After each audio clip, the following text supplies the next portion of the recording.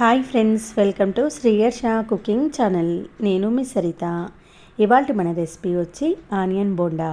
బయట వెదర్ చల్లగా ఉంది కదండి, ఇంట్లో ఇలా అప్పటికప్పుడు చేసుకునే ఈ ఆనియన్ బోండాను ట్రై చేయండి, చాలా బాగుంటుంది.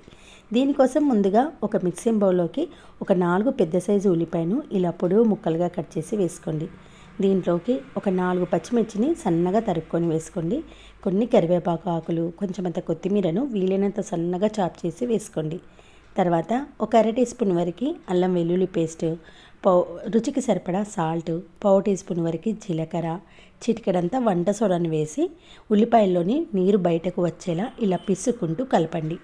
అలా అయితే ఉల్లిపాయ ముక్కలు కూడా చక్కగా ఇలా పొడి పొడిగా అవుతాయి, దాంట్లోని నీరు అనేది బయటకు వస్తుంది. ఇప్పుడు దీంట్లోకి 1 కప్పు వరకు శనగపిండిని తీసుకోండి, అరకప్పు వరకు బియ్యం పిండిని తీసుకోవాలి. ఉల్లిపాయ ముక్కలు 2 కప్పుల వరకు ఉంటే 1 కప్పు శనగపిండి మాత్రమే తీసుకోవాలి. బియ్యం పిండి వేయడం వలన ఎక్స్ట్రా క్రిస్పీగా వస్తాయి. మనం వేసిన పిండి పూర్తిగా ఉల్లిపాయ ముక్కల్లో కలిసేలా కలపండి. ఇందులో ఒక్క చుక్క నీళ్ళు కూడా యాడ్ చేయకుండా ఉల్లిపాయలోని నీళ్ళతోనే ఇలా ముద్దలా అవుతుంది. చూడండి, ఈ కన్సిస్టెన్సీలో ఉంటే పిండి కరెక్ట్గా సరిపోయినట్టే. ఇప్పుడు చేతులకు ఆయిల్ రాసుకుంటూ ఇలా పైనే బాల్స్లా చుట్టేయండి. తర్వాత వేడివేడి నూనెలో వేస్తూ డీప్ ఫ్రై చేయాలి. స్టార్టింగ్లో హై ఫ్లేమ్లో పెట్టుకోండి. బాల్స్ అన్నీ వేసిన తర్వాత మంటను సిమ్లో పెట్టుకొని అటు ఇటు టర్న్ చేస్తూ మంచి గోల్డెన్ బ్రౌన్ వచ్చిన తర్వాత ఆయిల్ నుంచి తీసేసేయండి.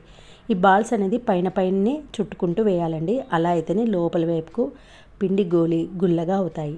అంతేనండి, ఈ కలర్లోకి రాగానే వేడివేడిగా ఉన్నప్పుడే టమాటో కెచప్తో సర్వ్ చేయండి. టేస్ట్ చాలా చాలా బాగుంటుంది.